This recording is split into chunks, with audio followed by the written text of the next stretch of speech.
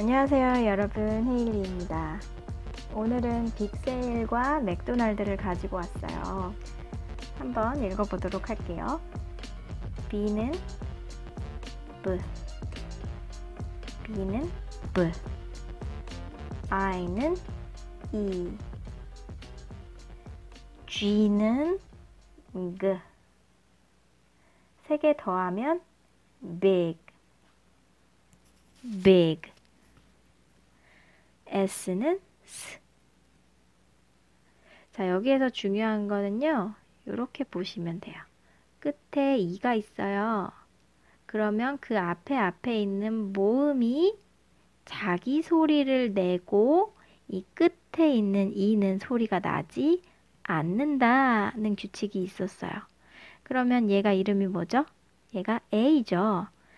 A, 이런 소리가 난답니다. 그러면 요거 두 개만 합치면 say가 되겠죠. 거기에 L 받침은 L. 그러면 sail, sail. 이렇게 되겠죠. 이건 굴리는 리을일까요? 안 굴리는 리을일까요? 네, 안 굴리는 리을입니다. 굴리는 리을은 뭐였죠? R. R은 굴리는 리을이었고요. L은 안 굴리는 리을이었죠. 그래서 요 발음이 날 때는 혀의 위치가 어디였어요? 앞니빨 바로 뒤에다가 혀 끝을 살짝 대시는 거예요. sail, sail. 아주 살짝이에요. 그러면 big, 아주 크다라는 뜻이죠. 큰 sail. 이렇게 읽으시면 되겠습니다. 그 다음은 맥도날드인데요. 우리나라는 맥도날드 이렇게 써 있어요. 그쵸? 그런데 영어 발음은 조금 달라요. 읽어볼게요. M은 M, C는 K, D는 D, D는 D, O는 O. 오와 어 발음 사이라고 생각하시면 돼요. 그러면 도도 아니고 너도 아닌 맥도날드도 아니고 맥더날드도 아니고 맥더, 이런 식으로. N은 N, A는 어, L은 L, D는 D, S는 S. 그러면 이거를 연결시켜서 읽어볼게요. 사실 우리가 이렇게 맥자로 읽으려면 A가 들어가야 해요. 그쵸? 그래야 맥이 되잖아요. 이렇게만 읽으면 무크예요. 그쵸?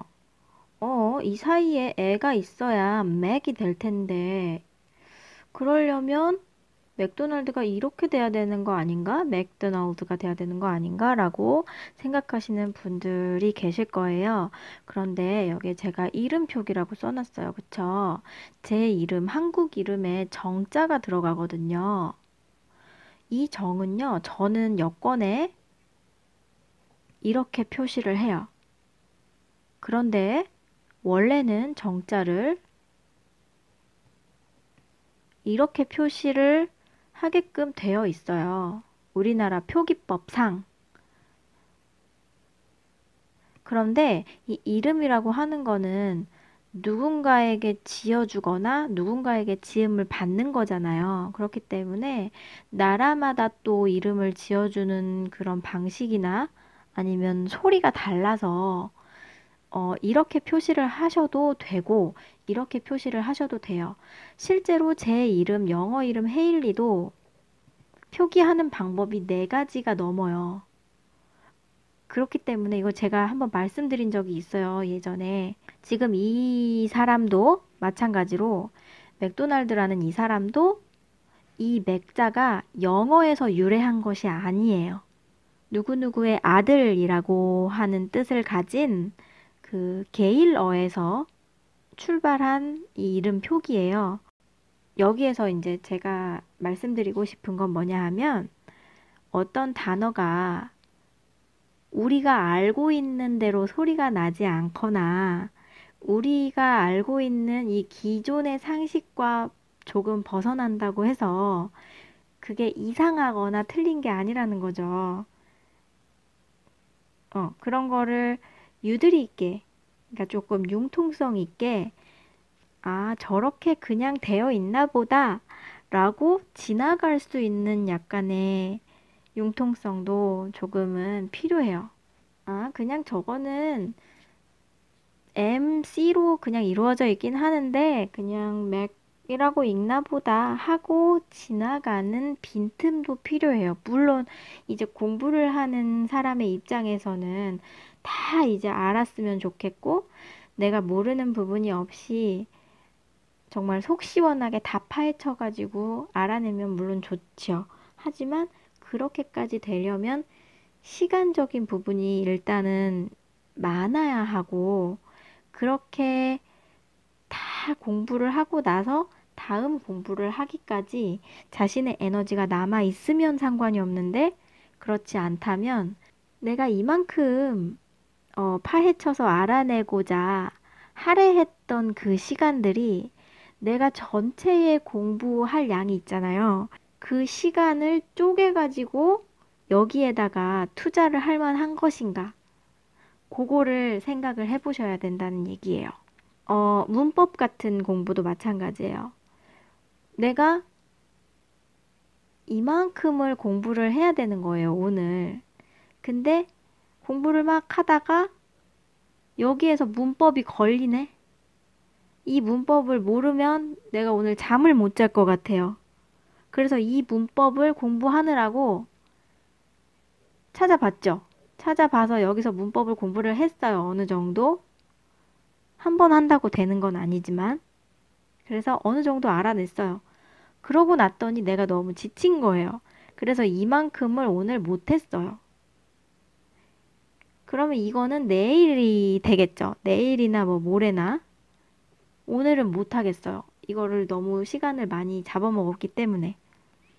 이렇게 되는 것이 과연 오늘 공부에 또는 내일의 공부에 미치는 영향력이 어떤지에 따라서 물론 우선순위가 여기에 있다면 반드시 해야 하겠죠.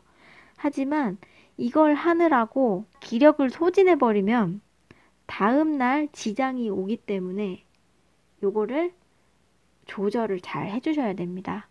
저희는 지금 2개씩밖에 안 하고 있기 때문에 상관없지만 해야 할 것들이 많은 학생분이시라든지 아니면 시험을 준비하고 계시는 분들이라든지 아니면 영어 과목 이외에 다른 과목을 또 하셔야 되는 분들이 계시다면은 이런 부분은 과감하게 잘라내시고 공부를 하셔도 무방하다는 말씀을 드리고 싶었어요. 그리고 이제 다시 돌아와서 보면 맥도널드잖아요. 제가 아까 말씀드렸던 이거와는 조금 달라요. 사실은 맥도널드 여기에 액센트가 있어서 이게 잘 안 들려요. 맥도널드 이렇게 들리거든요. 그러면 약간 맥도 아니고 먹도 아닌 맥과 먹의 사이 발음이 나거든요. 이런 소리가 나요. 맥도널드 맥도널드 약간 이런 식의 소리가 나는데요. 그렇다고 우리나라 간판에 맥도날드 대신에 맥도널드 이렇게 써놓을 수가 없는 거예요. 외국에서 외래어가 들어올 때 이 맥도널드가 한국으로 들어올 때 한국 말처럼 들어오게 되는 거죠. 문화적으로 또는 어감상 그래서 이 표기대로 하지를 못했어요. 그러니까 한국 사람들이 이걸 먼저 접했을 때는 반대로 미국처럼이 안 되는 거예요. 오히려 영어처럼 했을 때 조금 뭐 저렇게까지 떠로 발음을 해야 돼? 이런 거부감이 살짝 들 수도 있고 이상하게 들리는 거죠. 한국어가 가지는 그런 느낌이 있기 때문에 이 차이를 좁히는 거는 좀 어려울 것 같고요. 이 언어적인 부분에서 차이를 좀 줄이기는 어려울 것 같지만 우리가 이렇게 읽는다는 걸 알고 있다면 외국인하고 얘기를 할 때 그 외국인하고의 이런 거리감은 줄일 수가 있는 거죠. 자, 그래서 여기에 보니까 apostrophe가 있어요. 그래서 요거를 조금 다시 설명을 드릴게요. 이 apostrophe는 지금까지 우리가 공부해온 바로는 하나는 줄임 표현이 있었고요. 하나는 누구누구의 라는 소유를 나타내는 표현이 있었어요. 그쵸? apostrophe s 할 때.